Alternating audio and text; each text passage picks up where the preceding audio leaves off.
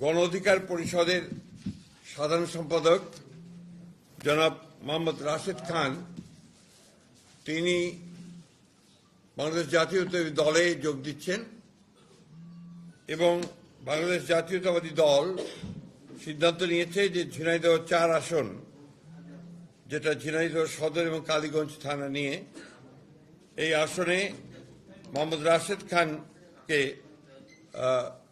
ধানের শীষ প্রতীকে নির্বাচন করার জন্য মনোনয়ন দেওয়া হচ্ছে। এটা আপনার আমাদের দলের সিদ্ধান্ত, এটা আমি আপনাদেরকে জানালাম। আর সেই সঙ্গে আমি আপনার অনুরোধ করব, এই ঝিনাইদহ ও কালীগঞ্জ, ঝিনাইদহ সদর ও কালীগঞ্জ অর্থাৎ ঝিনাইদহ 4 আসনের বিএনপির সকল নেতাকর্মীকে মোহাম্মদ রাশেদ খানের সঙ্গে কাজ করার জন্য এবং তাকে বিজয়ী করার জন্য সর্বশক্তি দিয়ে কাজ করার জন্য।